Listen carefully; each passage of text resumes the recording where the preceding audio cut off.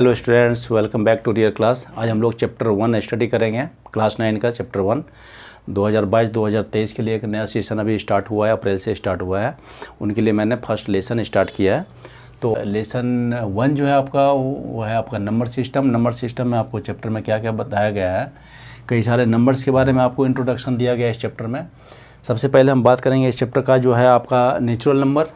Natural number को actual हम लोग क्या बोलते हैं, जो काउंटिंग नंबर होती है आपको, जो आप बचपन से पढ़ते आ रहे हो, counting number 1 2 3 4 5 6 up to infinitive. मतलब उसकी कोई लिमिटेशन नहीं है काउंटिंग नंबर की। अगर आपको बोले कि लिमिट क्या है तो उसकी कोई लिमिटेशन नहीं है, वो इन्फिनिटी तक आप काउंट कर सकते हो, जहाँ तक आप काउंट कर सकते हो। तो नेचुरल नंबर हो गया आपका। अगर हम ऐसे नेचुरल नंबर के बारे में बताएं तो नेचुरल नंबर एक तरह का काउंटिंग नंबर है जो आपकी 1 से स्टार्ट होती है। तो नेचुरल नंबर आपका क्या हो गया, नेचुरल नंबर जिसको हिंदी में हम लोग बोलते हैं प्राकृतिक संख्या। प्राकृतिक संख्या मतलब जो काउंटिंग नंबर, जो गिनती होती है, उसी को बोलते हैं हम लोग नेचुरल नंबर। तो ये काउंटिंग नंबर अगर आप देखो तो काउंटिंग नंबर कहाँ से शुरू हो जाते हैं, 1 2 3 4 5 डॉट डॉट करके आप जहाँ तक इसको काउंट कर सकते हो अप टू इन्फिनिटी, तब इसको आप ले सकते हो। इन्फिनिटी मतलब कि अनंत तक आप इसको गिन सकते हो। ये हो गया आपका नेचुरल नंबर। दूसरा नंबर है आपका होल नंबर। होल नंबर क्या होता है, होल नंबर इसको हिंदी में कहते हैं पूर्ण संख्या। पूर्ण संख्या मतलब क्या हो गया, थोड़ा सा इससे डिफरेंट है ये। इसी नेचुरल नंबर यानी प्राकृतिक संख्या, इस प्राकृतिक संख्या में अगर आप जीरो को शामिल कर दो तो वो हो जाता है आपका होल नंबर। जैसे अगर होल नंबर के बारे में मैं लिखने के लिए बोलूँ तो होल नंबर आप, जैसे ये काउंटिंग नंबर आपका नेचुरल नंबर 1 से आपने स्टार्ट किया, वैसे आप होल नंबर 0 से स्टार्ट करो। तो ये हो गया आपका 0 1 2 3 4 5 अप टू जहाँ तक आप इसको काउंटिंग कर सकते हो, ये हो गया आपका होल नंबर यानी पूर्ण संख्या। तो नेचुरल नंबर यानी प्राकृतिक संख्या और होल नंबर मतलब पूर्ण संख्या, इन दोनों में डिफरेंस क्या है कि नेचुरल नंबर प्राकृतिक संख्या में आपका जीरो नहीं होता, और होल नंबर यानी पूर्ण संख्या में आप जीरो को शामिल कर देते हैं, तो ये होल नंबर हो जाता है। इसके बाद जो आपका थर्ड है आपका इंटीजर्स। इंटीजर्स क्या होता है कि इंटीजर्स में आपको नेगेटिव और पॉजिटिव दोनों नंबर्स को शामिल कर लिए जाते हैं। इंटीजर्स मतलब क्या कि जिसमें आपका नेगेटिव इंटीजर्स भी हो और पॉजिटिव इंटीजर्स भी हो। जैसे आपने बचपन में पढ़ा होगा, जो नंबर लाइन होता है, जो आपने नंबर लाइन बनाया होगा बचपन में 6 क्लास 7 क्लास 8 क्लास में आपने पढ़ा होगा कि नंबर लाइन पे आपको नंबर्स को रिप्रेजेंट करना होता है। तो रिप्रेजेंट करने के लिए कभी आप पॉजिटिव नंबर्स को रिप्रेजेंट करते हो, कभी आप नेगेटिव नंबर्स को रिप्रेजेंट करते हो।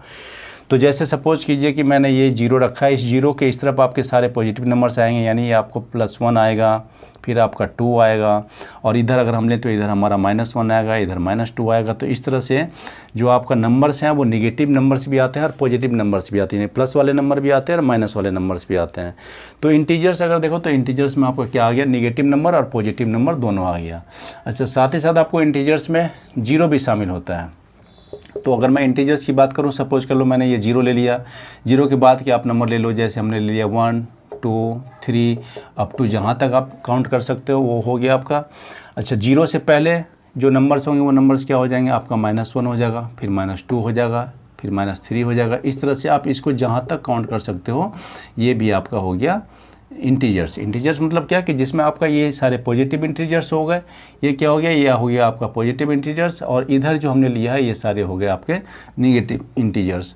तो पॉजिटिव इंटीजर्स और नेगेटिव इंटीजर्स दोनों मिलकर के ये इंटीजर्स मतलब क्या कि आपका इसमें होल नंबर भी आ गया, पूरा होल नंबर। देखो यहाँ से हमारा 0 से होल नंबर स्टार्ट होता है, तो अगर आप देखो तो यहाँ से ये कम्प्लीटली होल नंबर है। क्या ये होल नंबर यानी पूर्ण संख्या है। इसमें बस आपको क्या करना है, नेगेटिव इंटीजर्स, नेगेटिव नंबर्स को आप ऐड कर दो तो आपका ये इंटीजर्स हो गया। ठीक है, उम्मीद करते हैं आपको इंटीजर्स भी समझ में आ गया होगा। फोर्थ क्वेश्चन है, फोर्थ नंबर है इसका आपका रेशनल नंबर। रेशनल नंबर भी आपने पहले पढ़ा होगा 8 क्लास में। 8 क्लास में रेशनल नंबर के बारे में दिया गया है, तो रेशनल नंबर के बारे में आपने पढ़ा ही होगा।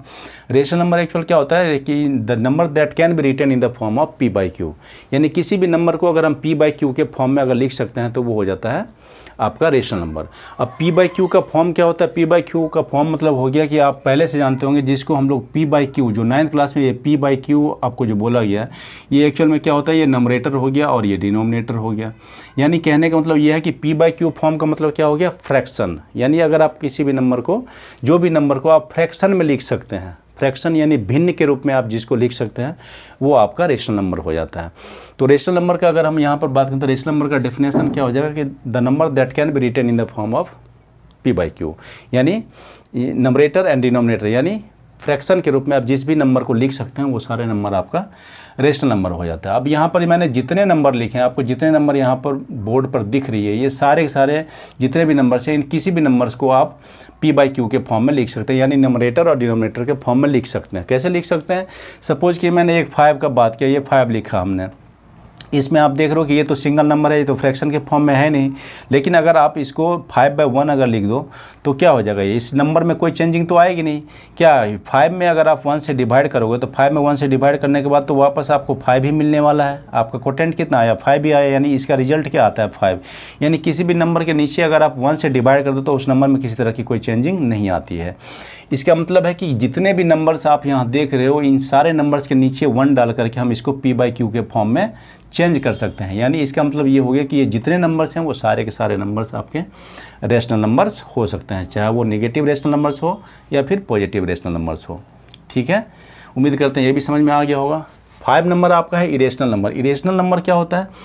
इरेशनल नंबर जैसे ये जस्ट इसका अल्टरनेट, यानी जस्ट इसका अपोजिट। जैसे रेशनल नंबर यानी परमेय संख्या का मतलब हो गया कि जिसको आप नंबरेटर डिनोमिनेटर के रूप में लिख सकते हैं, जिसको आप p/q के फॉर्म में लिख सकते हैं, यानी जिसको आप फ्रैक्शन या भिन्न के रूप में लिख सकते हैं, वो रेशनल नंबर हो जाता है। लेकिन इरेशनल नंबर क्या है कि जिसको आप नहीं लिख सकते p/q के फॉर्म में, the number that can not be written in the form of p/q, यानी जिसको आप p/q के फॉर्म में नहीं लिख सकते, वो हो जाता है आपका इरेशनल नंबर। बहुत ऐसे नंबर्स हैं जिसको आप p/q के फॉर्म में नहीं लिख सकते। जैसे एक आपका इरेशनल नंबर के बारे में अगर मैं बात करूँ तो इरेशनल नंबर जो होता है वो पाई एक इरेशनल नंबर है। ठीक है, अब पाई की वैल्यू क्या होती है? पाई की वैल्यू आपने शायद पहले यूज किया होगा। पाई की वैल्यू होती है 22/7। अब आप बोलोगे कि ये 22/7 ऑलरेडी ये फ्रैक्शन है, यानी ये नंबरेटर हो गया और ये डिनोमिनेटर हो गया। तो ये पाई की वैल्यू जो 22/7 होती है, वो 22/7 ये एक्चुअल वैल्यू नहीं है, ये अप्रॉक्सीमेट वैल्यू होता है, ये एक्चुअल वैल्यू इसकी नहीं है। तो अगर आप इसका एक्चुअल वैल्यू अगर बोलोगे तो 3.14 होता है, और ये इनडेफिनिट टाइम तक चलता रहता है। इसकी कोई लिमिट ही नहीं है कहाँ तक जाएगी, ये इन्फिनिटिव तक बढ़ती रहती है, यानी इसका कोई लिमिट ही नहीं है। तो जो नंबर रिपीट भी नहीं होती है और लिमिटेड टाइम्स तक इन्फिनिटी तक चलती रहती है डेसिमल के बाद, तो उस नंबर को हम p/q के फॉर्म में चेंज नहीं कर सकते। तो इसलिए पाई जो है यानी 22/7 ये तो आपका अप्रॉक्सीमेट वैल्यू दिया होता है, लेकिन एक्चुअल वैल्यू इसकी ये होती है जिसकी कोई लिमिटेशन नहीं है। पॉइंट के बाद कितने नंबर्स होते हैं, इन्फिनिटी नंबर्स तक चलता रहता है, और ये रिपीट भी नहीं करता, नॉन रिपीटिंग नंबर होते हैं, इसलिए तो इसको बोलते हैं हम इरेशनल नंबर। ठीक है, इसके बाद आप अगर बात करो, जैसे मैंने अगर 4 लिया, इस 4 का आप स्क्वायर रूट अगर निकाल दो, 4 का स्क्वायर रूट आप लोगों को पहले से पता होगा, क्योंकि आपने स्क्वायर रूट और क्यूब रूट क्लास 8 में किया होगा। तो √4 का अगर आप सॉल्व करो तो इसका कितना आता है? आपका 4 का स्क्वायर रूट आपका 2 आता है। तो इसका मतलब है कि ये तो नहीं होगा, ये तो आपका क्या आ गया? रेशनल नंबर, यानी परमेय संख्या हो गया। लेकिन अगर आप √3 की अगर बात करें तो √3 को आप जो है, ये स्क्वायर रूट परफेक्ट स्क्वायर है ही नहीं। जैसे ये आपका 4 परफेक्ट स्क्वायर है, वैसे 3 आपका ये परफेक्ट स्क्वायर नहीं है। तो इसकी वैल्यू जो होती है 1.732 होता है, 1.732, और ये भी इसकी अप्रॉक्स वैल्यू, ये डेसिमल के बाद इसका ये चलता रहता है नंबर, इसकी कोई लिमिट नहीं होती कहाँ तक ये नंबर जाती है। तो जो भी नंबर जो आपका परफेक्ट स्क्वायर नहीं है और उसके ऊपर रूट लगा हुआ, तो वो सारे के सारे आपके इरेशनल नंबर यानी अपरिमेय संख्या हो जाएगा। फिर से मैं इस बात को दोहरा देता हूँ कि जो भी नंबर जो परफेक्ट स्क्वायर नहीं है और उस पर रूट लगी हुई है, जैसे सपोज कीजिए कि मैंने यहाँ बोला 5। अब इस 5 को अगर आप देखो तो 5 का अगर आपको स्क्वायर रूट निकालने के लिए बोलेगा तो 5 एक परफेक्ट स्क्वायर नहीं है। तो परफेक्ट स्क्वायर नहीं है, इसका मतलब है कि ये 5 जो है वो एक इरेशनल नंबर हो गया। ये आपको समझना है। यहीं पर अगर आप सपोज कर लीजिए कि आपको बोल दिया 9, और 9 पर भी आपका रूट का निशान लगा हुआ है, रूट का साइन लगा हुआ है, स्क्वायर रूट। तो 9 क्या है? एक परफेक्ट स्क्वायर है, इसका स्क्वायर रूट कितना होता है? 3 होता है। तो ये आपका क्या हो गया? ये एक हो गया रेशनल नंबर, लेकिन ये हो गया इरेशनल नंबर। यानी अगर कोई भी जो नंबर परफेक्ट स्क्वायर नहीं है लेकिन उस पर अगर रूट का साइन लगा हो, मतलब समझ लो कि वो एक इरेशनल नंबर है। तो एक तो आपका पाई हो गया और एक आपका हो गया जो भी किसी नंबर, जो भी आपका नंबर जो परफेक्ट स्क्वायर नहीं है लेकिन रूट में है, तो वो सारे के सारे इरेशनल नंबर आ जाएंगे। और भी इस इरेशनल नंबर के बारे में और भी जब जैसे जैसे आप चैप्टर में आगे बढ़ोगे वैसे वैसे आपका जो है इरेशनल नंबर का कॉन्सेप्ट एकदम क्लियर हो जाएगा, क्योंकि चैप्टर में आपको रेशनल और इरेशनल नंबर के बारे में बहुत कुछ बताया गया है। तो धीरे धीरे ये आज इंट्रोडक्शन है, इसलिए मैं उतना ज़्यादा डीप में नहीं जाता हूँ। इसके बाद आपका है रियल नंबर। रियल नंबर क्या होता है? जितने भी नंबर आप देख रहे हो ना, चाहे वो यहाँ पर मैं 1-2 एग्जाम्पल लिख देता हूँ रेशनल का। रेशनल नंबर के एग्जांपल अगर मैं p/q के फॉर्म में लिखा तो जैसे आप लिखना है तो 5/3 लिख दो, 2/5 लिख दो, कोई भी नंबर है, जितने भी नंबर आप जो भी p/q के फॉर्म में लिख सकते हैं वो सारे के सारे आपके रेशनल नंबर हो सकते हैं। इरेशनल नंबर क्या, मैं इरेशनल नंबर का एग्जांपल यहाँ दे दिया, जैसे पाई हो गया, जैसे आपका √3 हो गया, ये सारे आपके इरेशनल नंबर हो गए। जैसे मैंने यहाँ पर √5 बताया, ये सारे के सारे इरेशनल नंबर है। इसके एग्जांपल तो मैंने ऑलरेडी बता दिया है। रियल नंबर क्या होता है, ये जितने भी आप नंबर देख रहे हो ये सारे के सारे नंबर रियल नंबर होते हैं। रियल नंबर का क्या हो गया, मतलब इसको हिंदी में कहते हैं वास्तविक संख्या। रियल नंबर का मतलब क्या होगा कि रियल नंबर में ये सारे के सारे आ जाते हैं, जितने नंबर आप देख रहे हो, चाहे वो नेचुरल नंबर है, चाहे वो होल नंबर है, इंटीजर्स हो या रेशनल नंबर हो या इरेशनल नंबर हो, ये सारे के सारे। यानी रियल नंबर में क्या हो गया, रियल नंबर में आपका रेशनल और इरेशनल दोनों के आते हैं। रियल नंबर को आप ऐसे लिख सकते हो, real number rational number plus irrational number. Rational और इरेशनल ये दोनों के दोनों नंबर आपके आ जाते हैं रियल नंबर में। यानी रियल नंबर क्या है, एक सबसेट है, एक सेट है आपका रेशनल और इरेशनल नंबर का, यानी परिमेय संख्या और अपरिमेय संख्या दोनों संख्या का आपका ये एक सेट होता है रियल नंबर। तो इस तरह से आपका ये चैप्टर का ये सारे नंबर्स के बारे में जो है आपका डिटेल मैंने बताया है। Okay, thank you.